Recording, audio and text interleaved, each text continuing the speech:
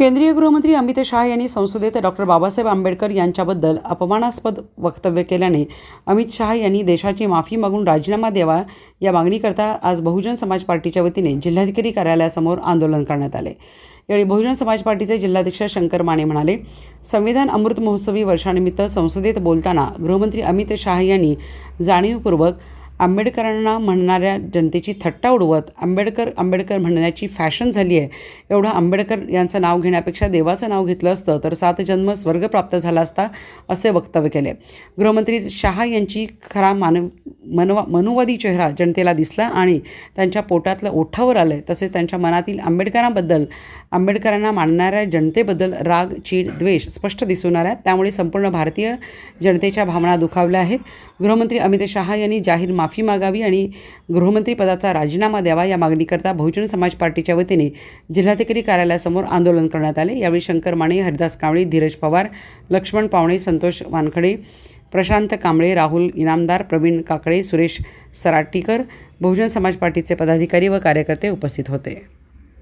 बहुजन समाज पार्टीच्या राष्ट्रीय अध्यक्ष परमादरणीय बहनकुमारी मायावती यांनी आज 24 तारखेला पूर्ण देशभर अमित शाह यांनी संसदेमध्ये जे भ्याड वक्तव्य केलं डॉक्टर बाबासाहेब आंबेडकरांच्या नावाला आणि बाबासाहेब आंबेडकरांच्या विचाराला एक ठसा पोचवण्याचं काम या अमित शहानं केलेलं आहे। त्याच्या निषेधार्थ आज भारतभर बहुजन समाज पार्टीच्या वतीनं आंदोलन करण्याचे आदेश बहिणजीच्या माध्यमातून देण्यात आलेले आहेत। त्या आदेशाचं पालन करून आज सांगली जिल्ह्यामध्ये जिल्हाधिकारी कार्यालयासमोर आज आम्ही तीव्र स्वरूपाचे आंदोलन केलेले आहे आणि अमित शहानं जर माफी मागितली नाही तर या पक्षीही तीव्र आंदोलन आम्ही करू। अमित शहाची सासरवाडी आहे इथं कोल्हापूरमध्ये अमित शहा जर आला तर त्याच्या तोंडाला काळे फासल्याशिवाय आम्ही गप्प बसणार नाही आणि त्याला त्याच्या सासरवाडीची तूप रोटी गोडसुद्धा लागू देणार नाही। बाबासाहेब आंबेडकरांच्या नावासंग छेडछाड करण्याचा प्रयत्न जर तू अमित शहा केलास, तू काय होतास ते तुला माहिती आहे।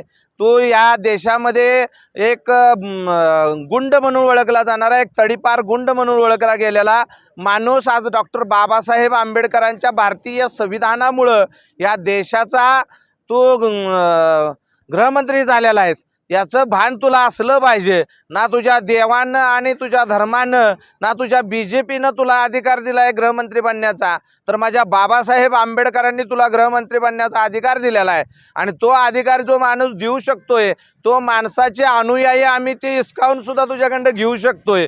तुला भीती आहे तर सगळ्यात मोठी तर बहनकुमारी मायावती आणि बहुजन समाज पार्टीची भीती आहे।